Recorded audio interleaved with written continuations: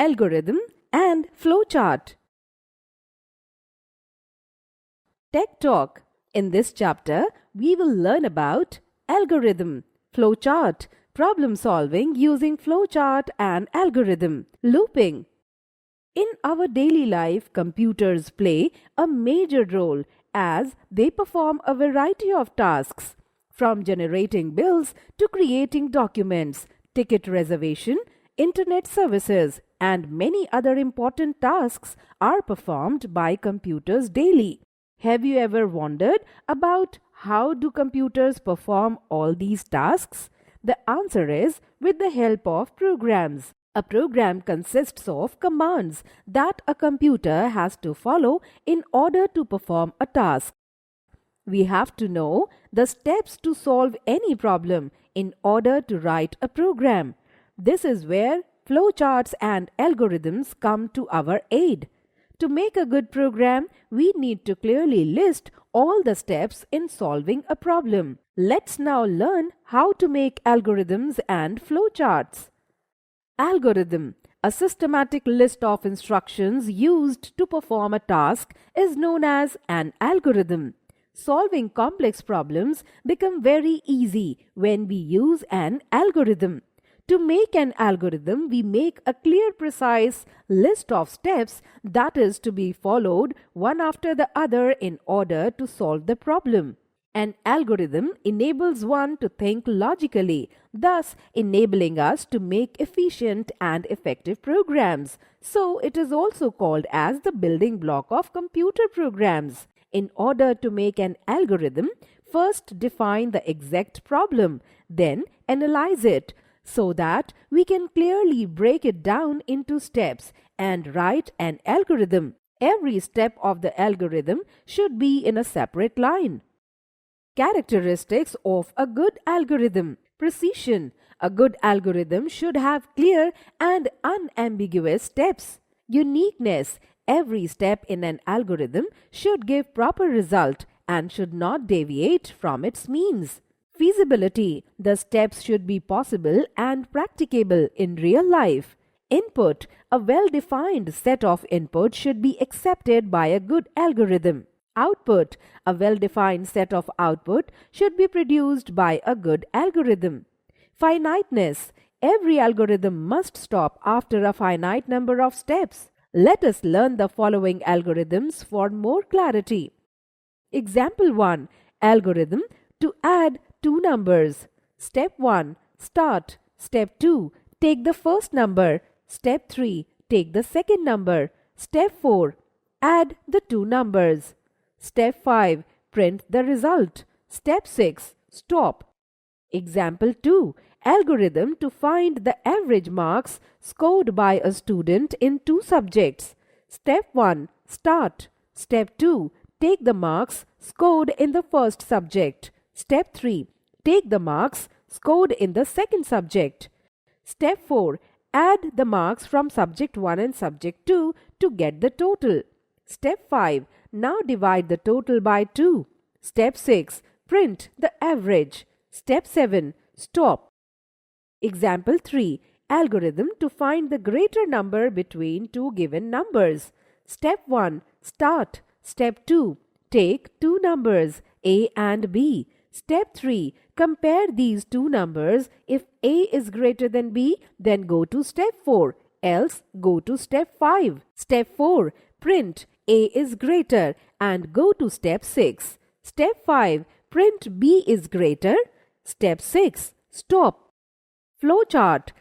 Just like an algorithm, a flowchart is also a method for solving a problem. An algorithm is a list of steps, while a flowchart involves a diagrammatic representation of steps required to be followed for solving the problem. Flowchart is a pictorial representation. Thus, it helps in easy understanding of the steps that are to be followed. In a flowchart, we use symbols and shapes for the operation and to show their order. We connect them with lines or arrows. Basic flowchart symbols. The symbols used in making a flowchart are as follows. Start-stop box or terminal box. This box is used to indicate the beginning and the end of a flowchart. The shape of this box is a rounded rectangle. Input-output box. This box is used while accepting an input or displaying an output. The shape of this box is a parallelogram. Processing box. Any action performed in the flowchart, like addition or subtraction, are depicted by this box. A rectangle is used to represent this box. Decision box. This box is used for testing a condition or making a decision. The condition can be in the form of yes, no or true, false. The shape of this box is a diamond. Flow lines. These lines connect one symbol in a flowchart to another. Arrows are used as flow lines. The direction of the arrows show the flow of process or information. Connector. Sometimes a flowchart is long and may fill up many pages. In such a case, a connector is used. This symbol connects one part of the flowchart to another. A circle is used to represent a connector.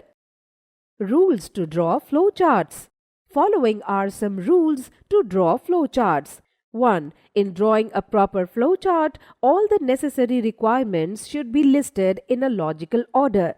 2. The flowchart should be clear, neat, and easy to follow and understand. There should not be any room for doubt in understanding the flowchart. 3. The standard direction of the flow of a procedure is from left to right or top to bottom. 4. Only one flow line should come out of a processing box.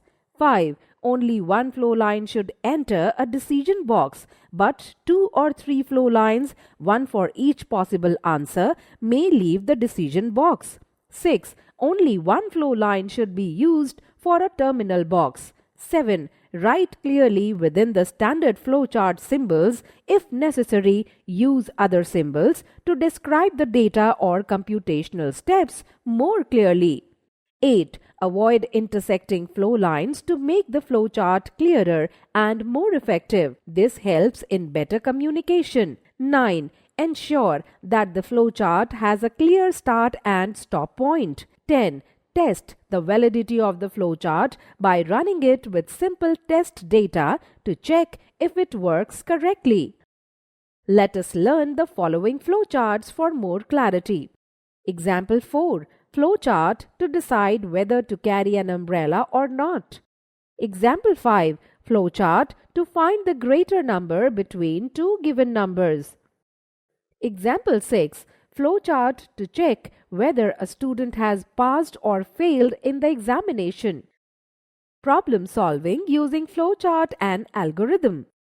Example 7. Algorithm and flowchart to reach school. Algorithm. Flowchart. Step 1. Start. Step 2. Wake up early in the morning. Step 3. Go to the washroom. Step 4. Brush your teeth. Step 5. Take bath. Step 6. Wear your uniform. Step 7. Have your breakfast. Step 8. Pack your bag. Step 9. Reach the bus stand. Step 10. Take the bus and reach the school. Step 11. Stop. Looping. Looping means repeating a set of instructions until a certain condition is fulfilled. Let us consider an example where we want to print our name 100 times. In this case, the flowchart will be very long, so we can use a counter. A counter is a variable that keeps track of how many times a process is repeated. Each time the process repeats, the counter increases by 1. This process of repeating steps is called looping. In this example, when the value of the counter becomes equal to 100, the loop stops.